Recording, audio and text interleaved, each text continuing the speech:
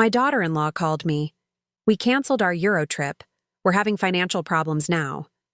I believed her, until I saw photos of my son at the Coliseum with her parents. A week later, she came asking me for $28,000. But when I slid an envelope across the table with a DNA test inside, she fainted instantly. I'm glad to have you here. Follow my story until the end and comment the city you're watching from, so I can see how far my story has reached. The phone rang at exactly 3:15 on a Tuesday afternoon, while I was deadheading my roses in the backyard. I almost didn't answer it, my hands covered in dirt and my back aching from bending over the flower beds for the past 2 hours. But something about the insistent ringing made me wipe my hands on my gardening apron and hurry inside. Viola, thank goodness you picked up. Kaya's voice came through the line, breathless and strained in a way I'd never heard before. I need to tell you something, and I'm so embarrassed I can barely say it. I settled into my kitchen chair, the same one I'd sat in for 23 years before my husband passed, and felt that familiar flutter of concern that always arose when one of my children or their spouses called with that particular tone. What's wrong, sweetheart? Is everyone okay? We're fine physically. She paused, and I could hear her taking a shaky breath. But Viola, we had to cancel the Europe trip, the whole thing. Michael is devastated, and I feel like such a failure. My heart sank. They'd been planning this trip for 8 months, ever since last Christmas when Michael had surprised Kaya with the itinerary. 2 weeks through Italy, France, and Spain. He'd shown me the photos of the hotels they'd booked, his eyes lighting up as he described the restaurants they wanted to try and the museums Kaya was excited to visit. My son had worked so hard to make this dream trip happen for his wife. Oh, honey, what happened? I asked, genuinely worried now. Michael managed a successful auto repair shop, and while they weren't wealthy, they seemed comfortable enough. Did something come up with the business? It's not the shop, Kaya said quickly. God, this is so humiliating.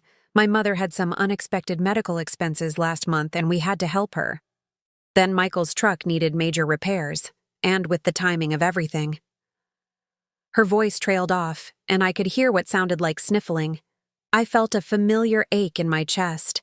Since Robert died 3 years ago, I'd become acutely aware of how isolated families could become when crisis hit. Kaya's parents lived in Oregon, a 12-hour drive away, and I knew they'd been struggling with her father's early retirement due to health issues. Sweetheart, how much do you need? The words came out before I could stop them. The same maternal instinct that had driven me to pack extra lunches when Michael brought friends home from school, or to slip $20 bills into his jacket pockets when he was struggling in college. Oh no, Viola, I wasn't calling to ask for money, Kaya said, but I could hear something in her voice that made me pause. I just wanted to let you know before Michael told you. He's been beating himself up about it, saying he failed as a husband for not being able to give me this trip. That sounded exactly like my son. Michael had always been hard on himself, always feeling like he needed to prove something ever since his father died. Robert had been a successful contractor, and Michael sometimes seemed to measure himself against memories that had grown larger than life. Well, how much was the trip going to cost? I pressed gently. Maybe we could work something out. I hate the thought of you two missing out on something you've planned for so long. There was a long pause. Too long. When Kaya finally spoke, her voice was different somehow, more controlled. Really, Viola, that's so generous of you, but we couldn't accept. It was about $8,000 total, which might not sound like much to some people, but for us right now. $8,000. It was a substantial amount, but not impossible. I had Robert's life insurance money sitting in savings, earning practically nothing in this economy.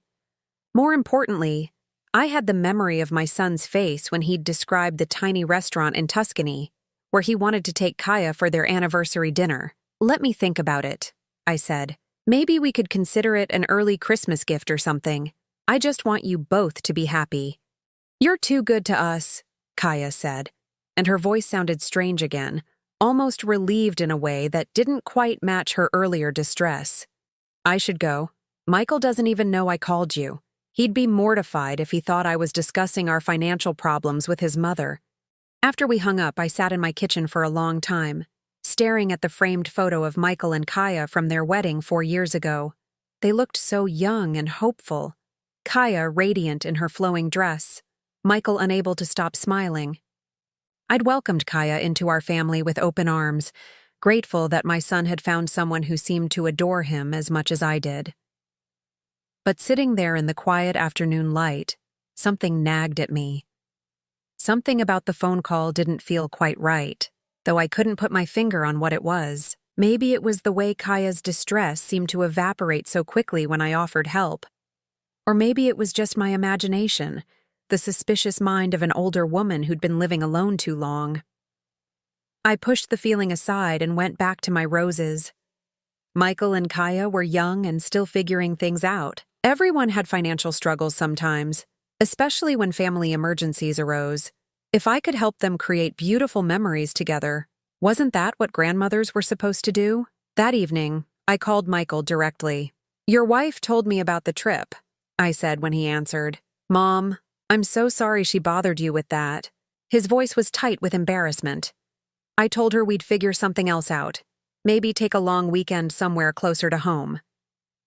"Michael Robert Thompson," I said, using his full name the way I had when he was a child caught trying to hide a broken vase. "Don't you dare apologize for having financial priorities. Taking care of family comes first, and you know your father would be proud of how you're handling things." I could hear him take a deep breath. "It's just that I promised her this trip, Mom. She's been so excited, and her friends keep posting pictures from their vacations. I feel like I'm letting her down. What if I helped out? Just this once. Consider it an investment in your marriage." "Mom, no, we can't take your money. It's not taking, it's accepting. There's a difference." I wound the phone cord around my finger, a nervous habit I'd developed over decades of important phone calls. "Your father left me well provided for, Michael. What good is that money doing sitting in a bank account when it could be creating happiness for the people I love most?" We talked for another 20 minutes, with Michael protesting and me insisting. Finally, he agreed to discuss it with Kaya and get back to me. After we hung up, I felt that warm satisfaction that comes from being able to help your children, even when they're adults with lives of their own. 3 days later, Michael called back to accept my offer, his voice still reluctant but grateful. "We'll pay you back, Mom. Every penny."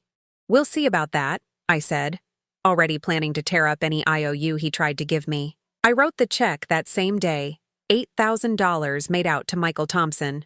As I sealed it in an envelope, I felt a mixture of joy and something else I couldn't quite identify. A tiny whisper of uncertainty that I told myself was just the normal worry that comes with spending a large sum of money. But as I dropped the envelope in the mail, I found myself wondering why Kaya had called me first, instead of discussing the situation with Michael together. In my marriage, Robert and I had always made financial decisions as a team, especially ones that involved family help. I shook my head, chiding myself for overthinking. Every couple had their own way of handling things. Kaya had probably been trying to protect Michael's pride, knowing how hard it would be for him to ask his mother for help. Still, as I walked back into my empty house, I couldn't shake the feeling that something about this whole situation didn't add up. But what did I know? I was just a 64-year-old widow who spent her days talking to her roses and watching game shows. Maybe it was time to trust that my son had chosen well and stop looking for problems where none existed. 2 weeks later, I was having my morning coffee and scrolling through Facebook when my world tilted sideways. There, bright as day on my computer screen, was a photo that made my hands shake so badly I nearly dropped my mug. Michael stood in front of the Colosseum in Rome, his arm wrapped around Kaya, both of them grinning widely at the camera. The caption read, "Living our best life in the eternal city. So grateful for family who make dreams come true. Love you, Mom and Dad Johnson." I stared at the screen, reading the words over and over, certain I was misunderstanding something. Mom and Dad Johnson. Kaya's parents. The same parents who supposedly lived in Oregon and had medical bills that prevented Michael and Kaya from taking their European vacation. My coffee grew cold as I scrolled through more photos. Kaya sipping wine at a sidewalk cafe in what looked like Paris. Michael standing next to the Eiffel Tower, making a goofy face. The two of them on what appeared to be a gondola in Venice, Kaya's head resting on Michael's shoulder. And in several of the photos, there they were, Kaya's parents, looking healthy and happy and anything but financially devastated. Each image felt like a physical blow, not just because they'd lied to me, but because of how deliberate the deception had been. This wasn't a last-minute change of plans or a surprise gift from Kaya's parents. These photos showed a carefully planned trip, complete with professional-looking shots in iconic locations. The kind of trip that takes months to organize. I clicked through the album with trembling fingers, my chest tightening with each new image. There was Michael holding up a glass of what looked like expensive wine, clearly having the time of his life. There was Kaya posing with shopping bags outside what appeared to be a high-end boutique. And there, in one particularly painful photo, was the whole group dining at an elegant restaurant, the kind of place where a single meal probably cost more than my weekly grocery budget. The worst part wasn't even the money, though $8,000 was nothing to sneeze at on my fixed income. The worst part was the calculated nature of the betrayal. Kaya had called me specifically to tell me the trip was canceled. She'd put on that performance about being embarrassed and devastated. She'd manipulated my maternal instincts and my love for Michael to get what she wanted. But what had she wanted? If they could afford the trip on their own, or if her parents were paying for it, why involve me at all? I pushed back from my computer and walked to the kitchen window, staring out at my garden without really seeing it. My mind raced through every interaction I'd had with Kaya over the past 4 years, suddenly viewing each memory through a different lens. The way she always complimented my house but seemed to be mentally cataloging its value. How she'd asked pointed questions about Robert's life insurance and my retirement savings, claiming she was just making sure I was financially secure. The times she'd made comments about how lucky I was to own my home outright, or how nice it must be to not have to worry about money. I'd interpreted all of this as normal daughter-in-law concern, the kind of care that showed she thought of me as real family. Now I wondered if it had been something else entirely. My phone rang, startling me out of my thoughts. It was my neighbor, Dorothy, calling to chat about the church rummage sale. I tried to focus on her words, but my mind kept drifting back to those photos.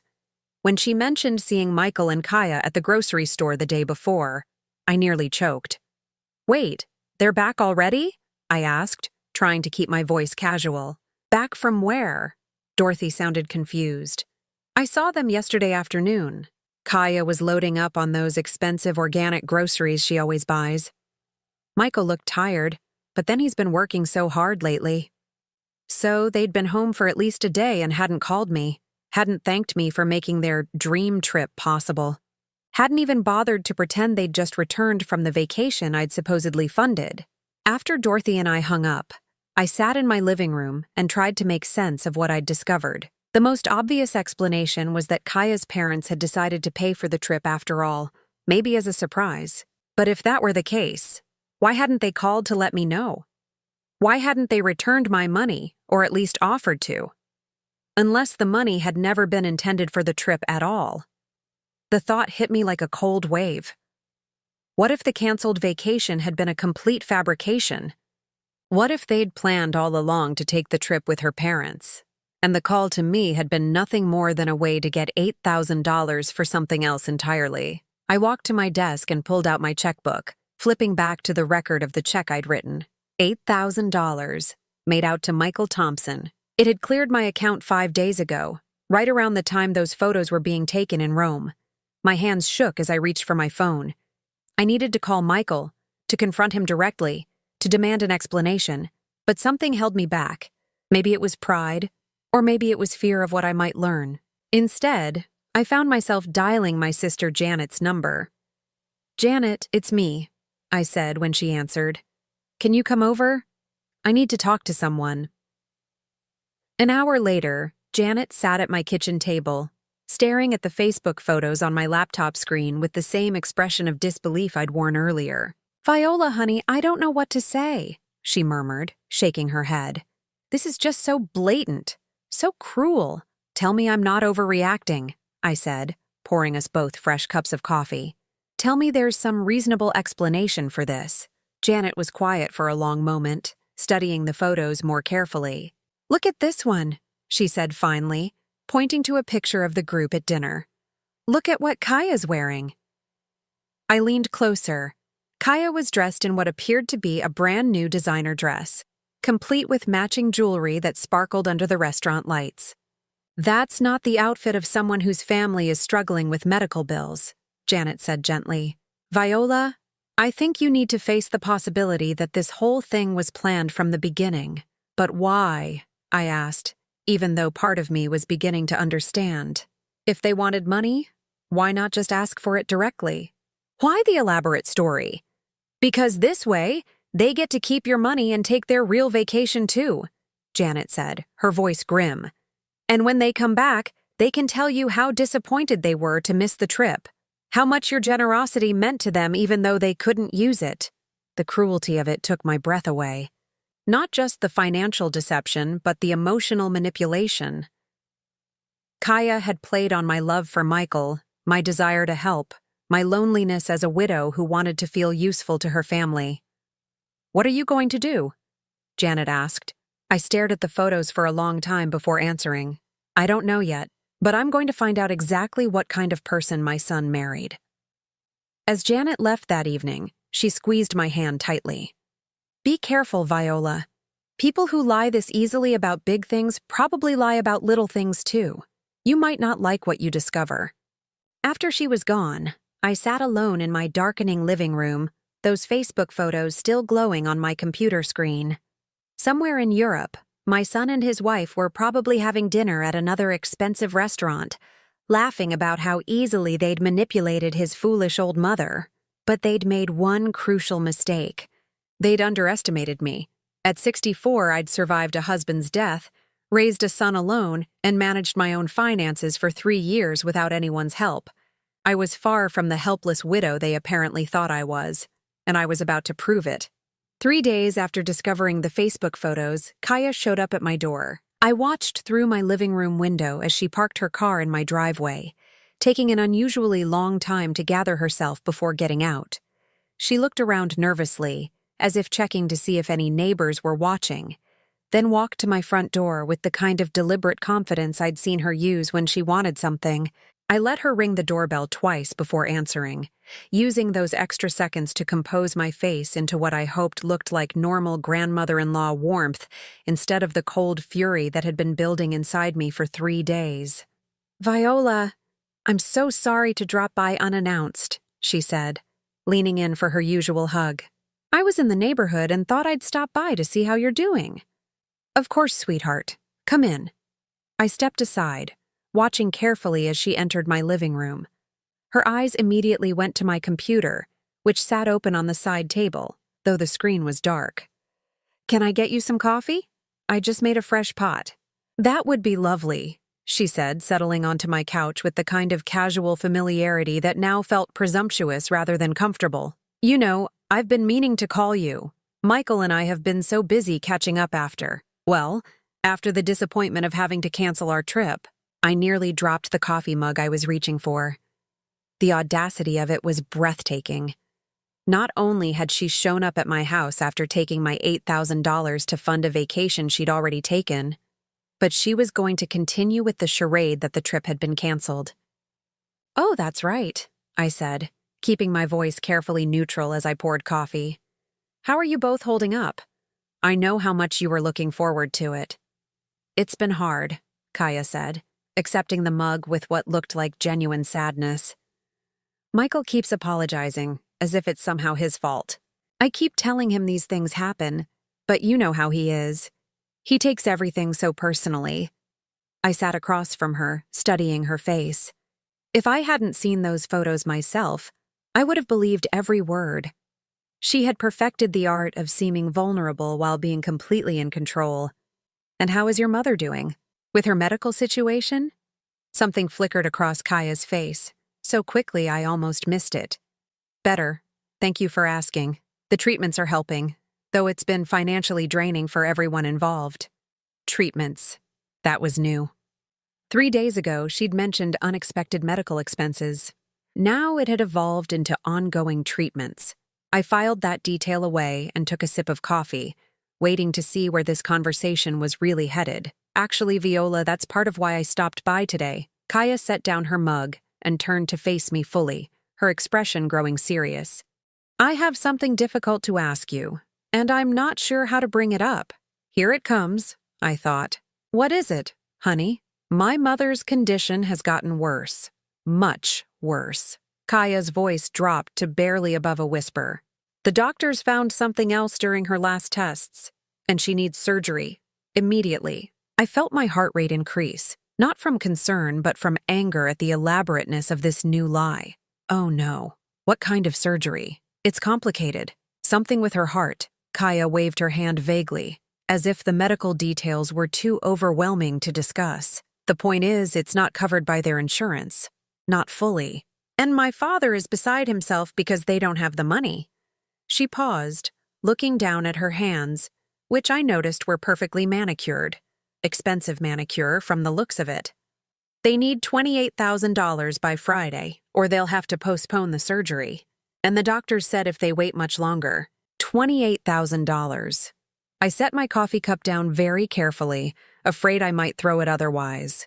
The number was so outrageous, so far beyond anything I could possibly afford, that for a moment I wondered if I'd misheard. 28,000? I repeated. I know it's an enormous amount, Kaya said quickly. Believe me, I know how it sounds. Michael and I have been sick over this. We've looked into loans, but with our credit and the short timeline. She shook her head helplessly. I told Michael I couldn't ask you, that it wasn't fair to put this burden on you. But he said you're the only family we have who might be able to help. The mention of Michael hit me like a punch. Michael knows you're here asking me for this money? He's the one who suggested it, Kaya said, and I saw something in her eyes that made me think this, at least, might be true.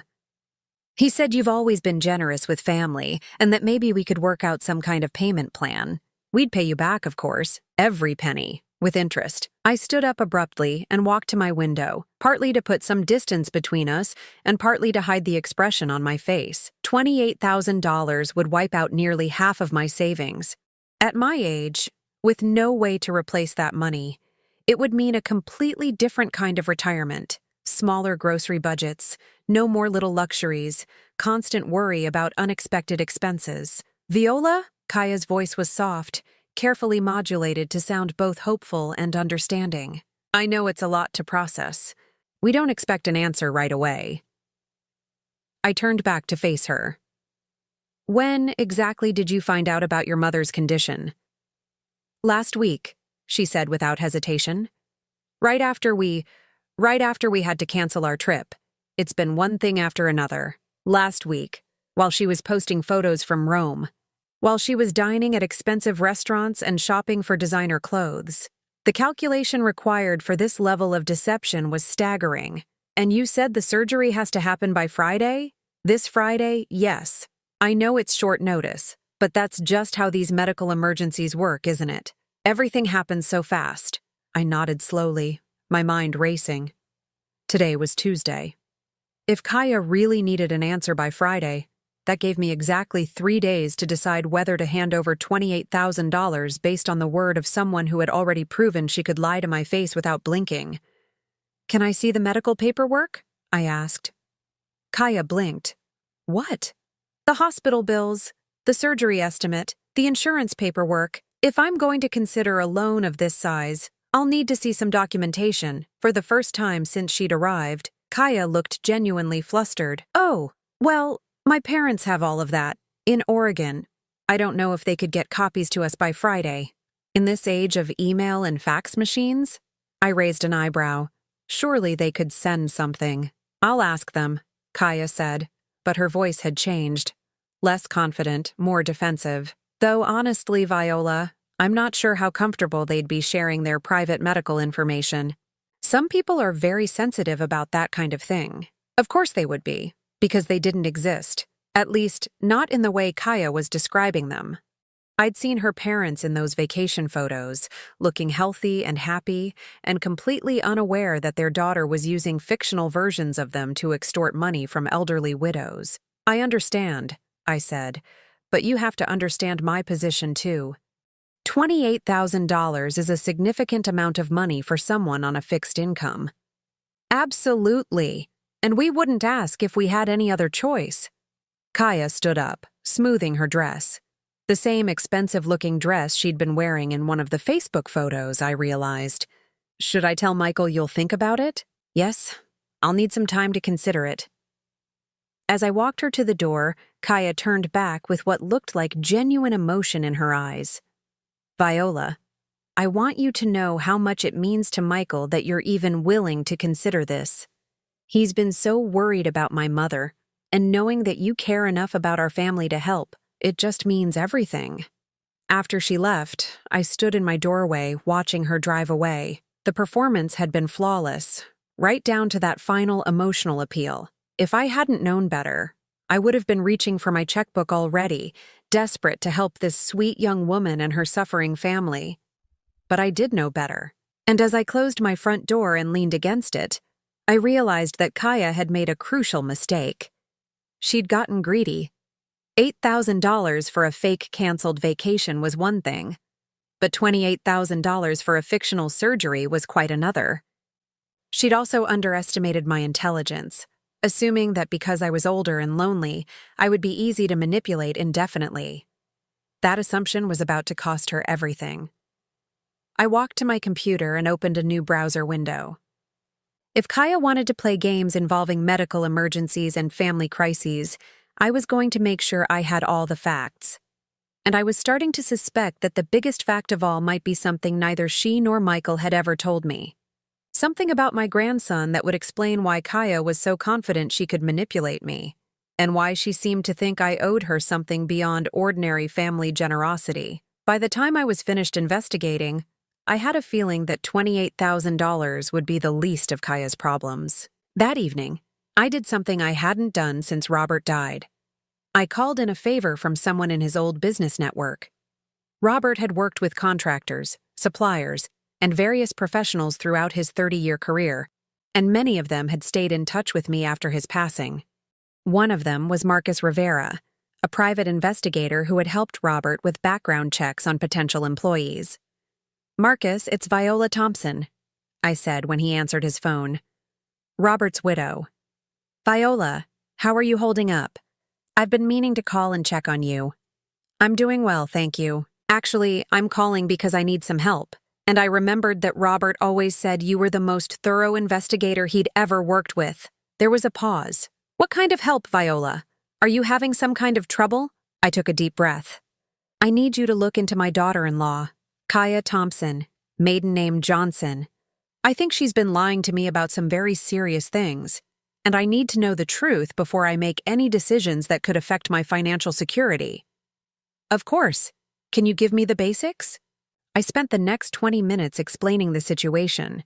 The canceled vacation that wasn't canceled, the $8,000 that had disappeared into what I now suspected was Kaya's personal account, and the new request for $28,000 based on another story that felt increasingly fabricated. "There's something else," I said, hesitating before voicing the suspicion that had been growing in my mind. "I have a 2-year-old grandson, Marcus, and lately I've been wondering if he's actually Michael's child." "What makes you think that?"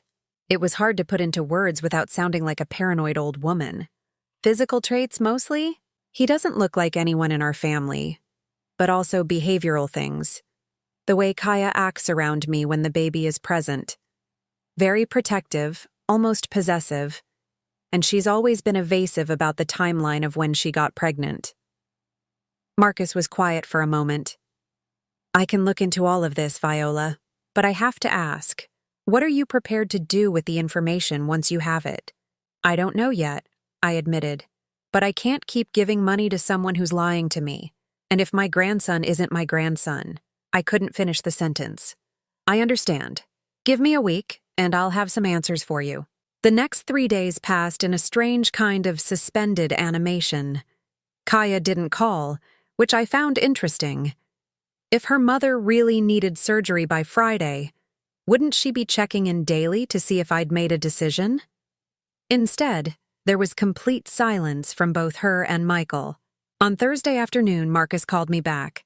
"Viola, I need you to sit down," he said. "I've got information, and some of it isn't easy to hear." I settled into my kitchen chair, the same one where I'd taken Kaya's original call about the canceled vacation. "Tell me everything. Let's start with the financial stuff, because that's the most straightforward." Kaya and Michael's bank records show that they deposited your $8,000 check on the same day they left for Europe. They spent 2 weeks in Italy, France, and Spain, staying in hotels that cost between $300 and $500 per night. Total trip cost was approximately $14,000. My stomach lurched, so they used my money and someone else's. Correct. The additional funding came from a joint account that Kaya shares with her parents. Her parents, by the way, are both in excellent health. Her father just retired from a successful accounting practice, and they own a vacation home in Tuscany where Kaya and Michael stayed for 3 days. The betrayal felt fresh all over again. Not only had they lied to me, but they'd planned an elaborate deception involving multiple family members. What about the medical emergency? The $28,000 surgery? Complete fabrication.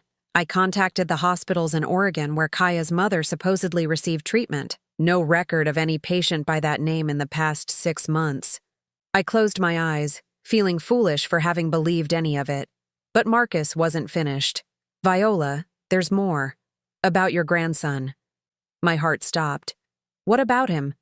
I was able to obtain some information through public records and social media analysis.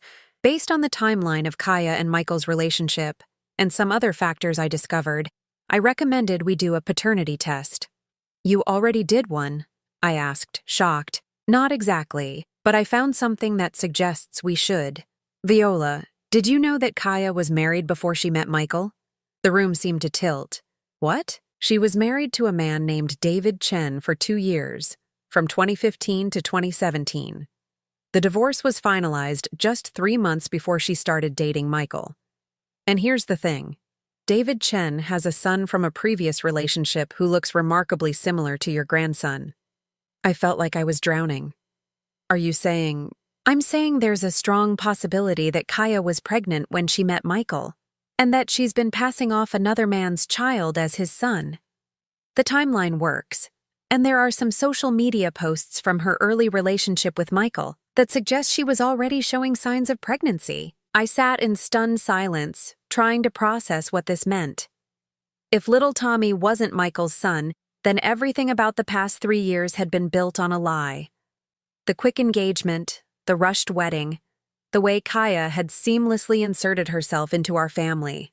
"There's one more thing," Marcus continued. I looked into Kaya's employment history. She's never held a steady job for more than 6 months, but she's lived a consistently comfortable lifestyle. Based on financial records I was able to access, it appears she's been supported by a series of relationships with financially stable men. "You're saying she's done this before?" "I'm saying this appears to be a pattern. Find a good man with either money or family money, get pregnant or claim to be pregnant, marry quickly, and then begin the process of financial manipulation." The pieces fell into place with horrible clarity. Kaya's immediate interest in my finances when she first joined the family, her pointed questions about my assets and retirement savings, the way she'd positioned herself as the concerned daughter-in-law who just wanted to make sure I was secure. "Marcus, I need you to arrange for a paternity test, discreetly." "I can do that. But Viola, you need to think carefully about what you want to do with this information. If the child isn't Michael's, it's going to destroy him. And if you confront Kaya without solid proof, she'll likely disappear with the boy, and you might never see either of them again. What do you recommend?" "Get the paternity test first. Once we have definitive proof, then you can decide how to proceed. But be prepared for the possibility that this is going to get very ugly before it gets better." After we hung up, I sat in my kitchen as the afternoon light faded, feeling like I'd aged 10 years in one phone call. Everything I thought I knew about my daughter-in-law, my son's marriage, and my grandson was potentially false. The sweet young woman who'd called me Grandma Viola and sent me Mother's Day cards had been systematically manipulating and robbing me from the beginning. But the worst part was what this would do to Michael. If Tommy wasn't his son, if his marriage was built on fraud, it would devastate him. Michael had always wanted to be a father, had been so proud when Tommy was born, so devoted to being the kind of dad that Robert had been to him. I looked at the framed photo on my kitchen counter, Michael holding newborn Tommy in the hospital, his face glowing with joy and love. How could I be the one to destroy that happiness? How could I tell my son that the child he'd been raising, the child he adored, might not be his?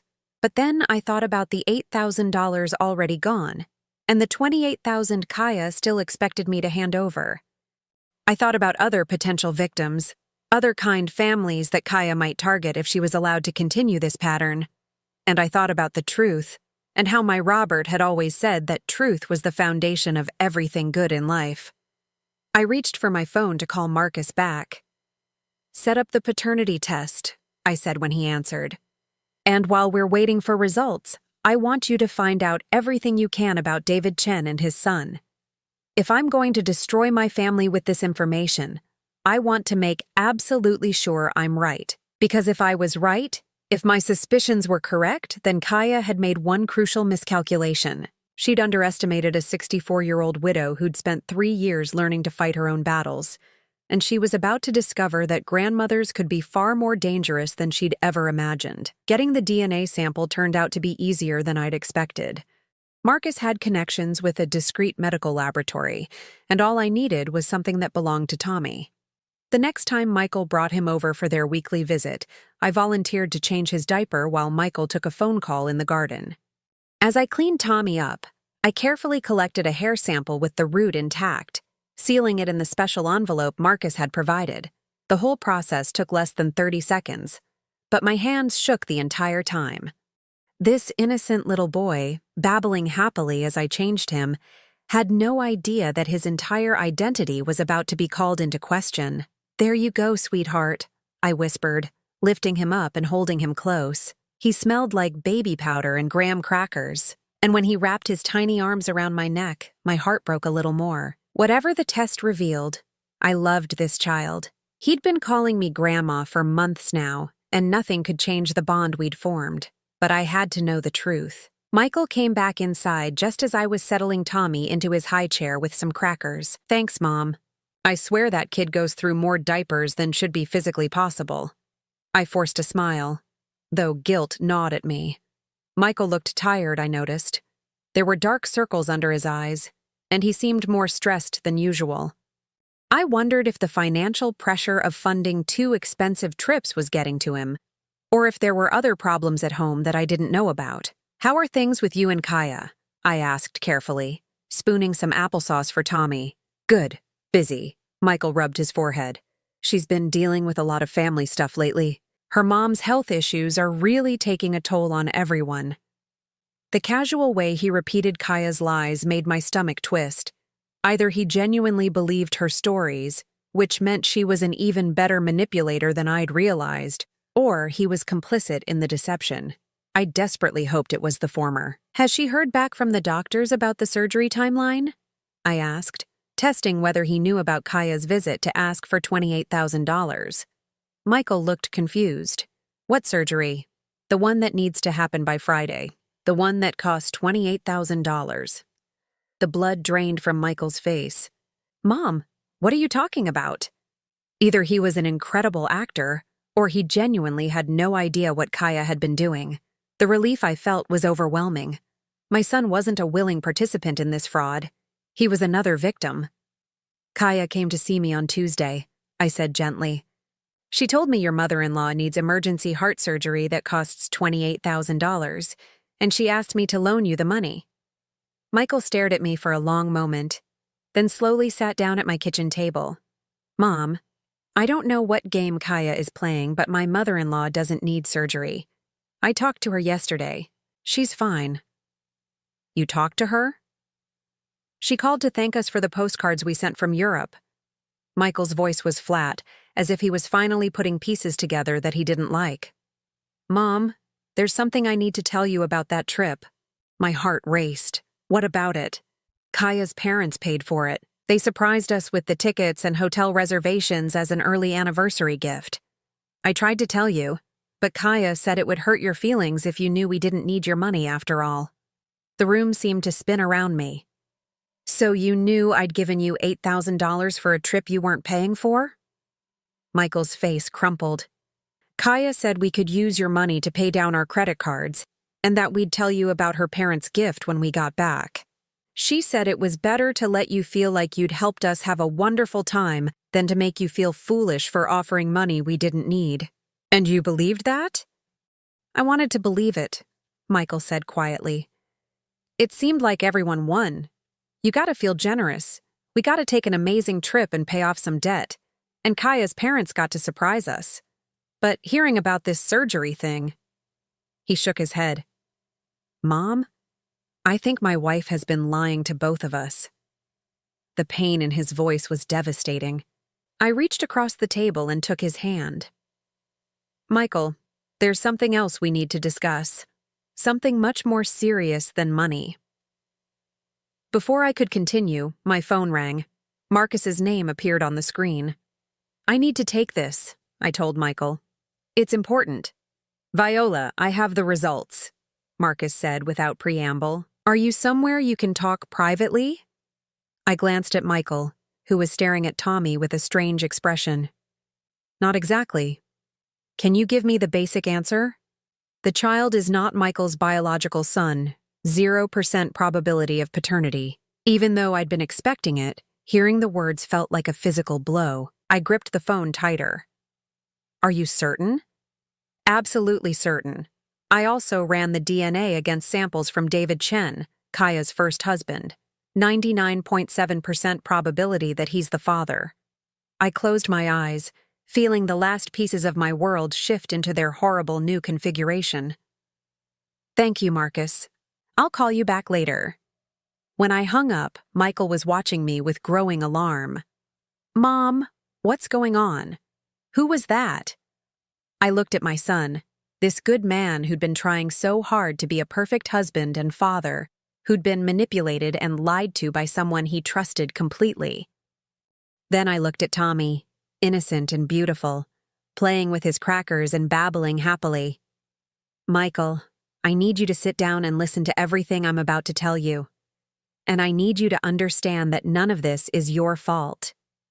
Over the next hour, I told him everything. The fake vacation cancellation, the $8,000 that had funded a trip his in-laws paid for, the fabricated medical emergency, the $28,000 request. I showed him the Facebook photos that proved Kaya had been lying from the beginning. Then, with a heavy heart, I told him about my suspicions regarding Tommy's parentage and the DNA test I'd arranged. Michael listened in stunned silence, his face cycling through disbelief, anger, and devastation. When I finished, he sat staring at Tommy for a long time. He's not mine, he said finally. It wasn't a question. Biologically, no. But Michael, that doesn't change the fact that you've been his father for 2 years. You've been the one getting up with him at night, teaching him to walk, reading him bedtime stories. But it's all been a lie. His voice was hollow. Everything. My marriage, my son, my life for the past 3 years. The love you have for Tommy isn't a lie, I said firmly. And the kind of man you are isn't a lie. Kaya may have deceived you, but she couldn't fake the person you became as a father. Michael picked up Tommy, holding him close as the little boy snuggled against his shoulder. What am I supposed to do now, Mom? How do I look at him and not think about everything she's stolen from me? I don't know, I admitted, but we'll figure it out together. Does she know you found out? Not yet, but she will soon. She's expecting an answer about the $28,000, and I'm planning to give her one she won't forget. Michael was quiet for a moment, then looked up at me with something like his old determination. What do you need me to do? I need you to act normal until I confront her. Can you do that? I think so. When? Tomorrow. I'm going to invite her over for coffee and present her with the DNA results. After that, it'll be up to you to decide what happens next. As Michael packed up Tommy's things to leave, he paused at the door. Mom, I'm sorry. About all of this. About what she did to you, about the money, about dragging you into this mess. You have nothing to apologize for, I said, hugging him tightly. You're the victim here, too. After they left, I sat in my quiet house and tried to prepare myself for what was coming. Tomorrow, I would destroy my daughter-in-law's carefully constructed world of lies. The confrontation would be ugly, and the aftermath would be complicated and painful for everyone involved. But for the first time since this nightmare began, I felt something like peace. The truth was finally going to come out. And while the truth might hurt, it was still better than living in a world built on deception. Kaya had underestimated me from the beginning. She'd seen a lonely widow with money and assumed I would be easy to manipulate indefinitely. She'd counted on my love for Michael and Tommy to keep me compliant and generous. What she hadn't counted on was that sometimes love means fighting for the truth, even when the truth is painful.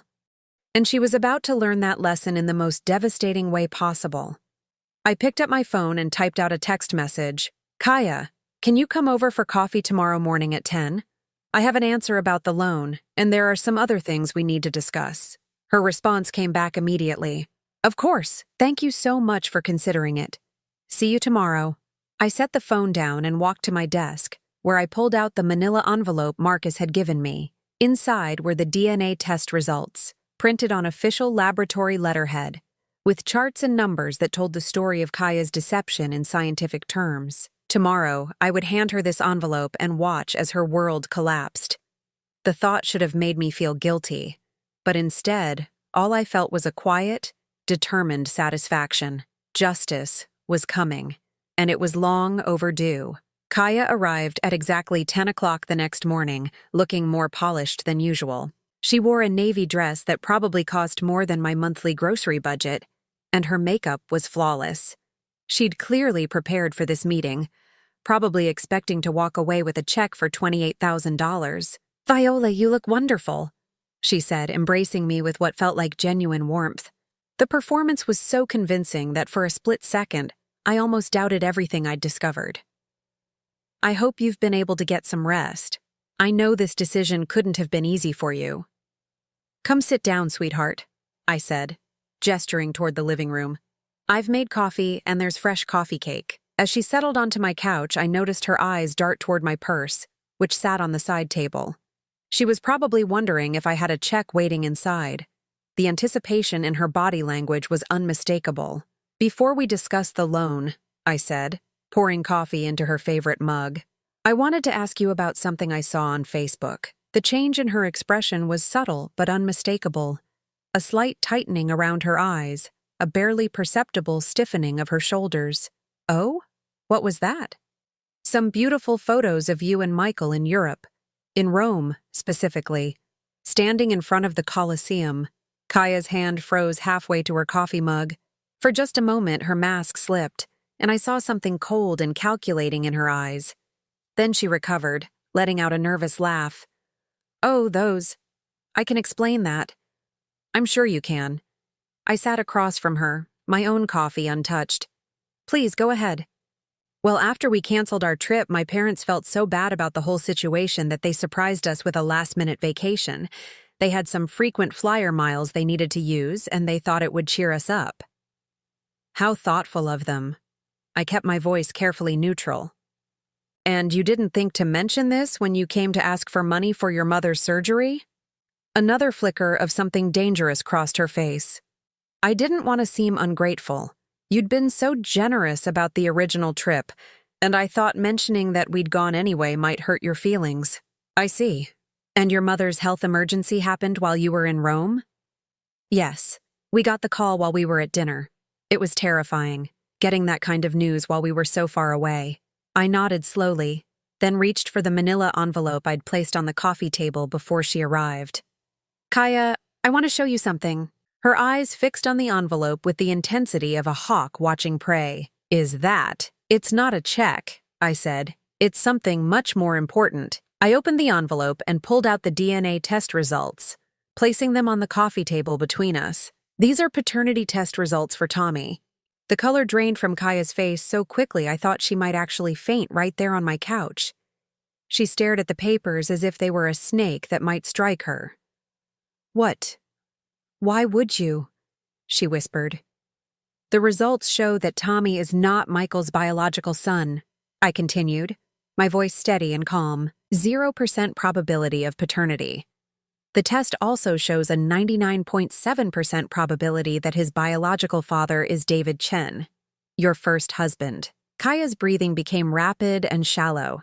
She pressed a hand to her chest, and for a moment I thought she really might collapse. But then something shifted in her expression, and I saw the woman she really was beneath all the careful performances. "You had no right," she said, her voice low and venomous. "You had no right to test my child without permission. I had every right to protect my son from a woman who's been systematically lying to and manipulating our family for 3 years."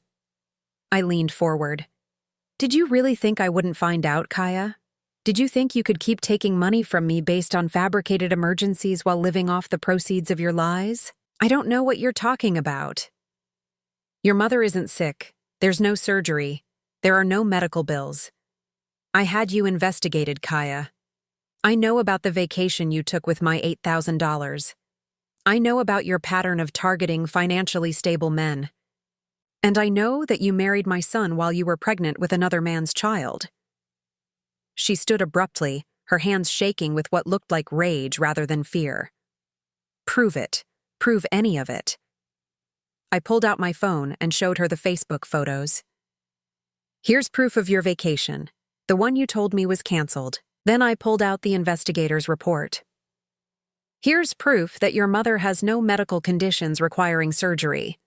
And here," I tapped the DNA results, "is proof that you've been passing off David Chen's son as Michael's child for 2 years." Kaya stared at the evidence spread before her, and I watched as her entire facade crumbled. The sweet, concerned daughter-in-law disappeared, replaced by someone cold and calculating. "So what?" she said finally. "What are you going to do about it? Tell Michael? Destroy his family? Take away the only father Tommy has ever known?" "Michael already knows," I said quietly. "I told him yesterday." That's when she fainted. Not a delicate, ladylike swoon, but a complete collapse. One moment she was standing there, defiant and angry, and the next she was crumpling to my living room floor like a marionette whose strings had been cut. I didn't rush to help her. Instead, I sat in my chair and waited for her to come around, which she did after about 30 seconds. When she opened her eyes and saw me looking down at her, still holding the DNA results, she started to cry. Real tears this time, not the crocodile tears she'd used to manipulate me in the past. "Please," she whispered from the floor. "Please don't take my son away from me." "Tommy isn't going anywhere," I said. "Michael loves that little boy, regardless of biology. But your marriage, your place in this family, your access to our money and trust, that's over." She struggled to sit up, her perfect makeup smeared with tears. "I can explain everything. I can make this right." "No, you can't. There's no explanation that makes what you've done acceptable. You stole money from me under false pretenses. You built your entire relationship with my son on a lie. You've manipulated and deceived us for years. I was desperate," she sobbed. "I was pregnant and alone, and David wanted nothing to do with us. Michael was kind to me, and I thought I could make him happy. I thought I could be a good wife. By lying to him about everything? I was going to tell him the truth eventually, but then Tommy was born, and Michael was so happy, and I couldn't bear to break his heart. I stood up and walked to my front door, opening it wide. "Get out of my house, Kaya, and don't come back. What about Tommy? Can I still see him? That's between you and Michael. But if you try to manipulate him or guilt him into staying with you, if you try to use that little boy as leverage, I will make sure everyone in this town knows exactly what kind of person you are." She gathered her purse with trembling hands, the DNA results still scattered on my coffee table. At the door, she turned back one last time. "I really did care about him," she said. "About Michael. That wasn't a lie. If you cared about him, you would have told him the truth from the beginning. That's what people do when they love someone." After she left, I sat in my quiet living room and felt something I hadn't experienced in years. Complete peace. The truth was finally out. The manipulation was over. My family might be broken, but at least now it was honestly broken rather than held together by lies. An hour later, Michael called. "She came home and packed a bag," he said. "She's going to stay with her parents for a while. She said she needed time to think." "How are you doing?" "I don't know yet. Angry, hurt, confused." He paused. "But also relieved, if that makes sense. I've been feeling like something was wrong for months, but I couldn't put my finger on what it was. And Tommy? He's staying with me. Kaya and I have a lot to figure out, but he's not going to be caught in the middle of it. He didn't ask for any of this. You're a good man, Michael. A good father. Don't let her lies change how you see yourself. I love you, Mom. Thank you for fighting for our family, even when it was hard. That's what mothers do," I said. 6 months later, Michael filed for divorce. Kaya didn't contest it, and she agreed to joint custody of Tommy with Michael as the primary guardian. She moved back to Oregon to live with her parents, visiting Tommy every other weekend and during holidays. The little boy continued to call me Grandma Viola, and I continued to love him as if he were my own blood. Biology, I learned, was far less important than the bonds we choose to build and maintain. As for the money, I never saw the $8,000 again, and I never expected to. It was a small price to pay for the truth. But more importantly, I never heard another request for emergency funds, fictional medical bills, or loans to cover fabricated crises. Sometimes, late at night when I'm watering my roses under the stars, I think about how close I came to giving Kaya that $28,000.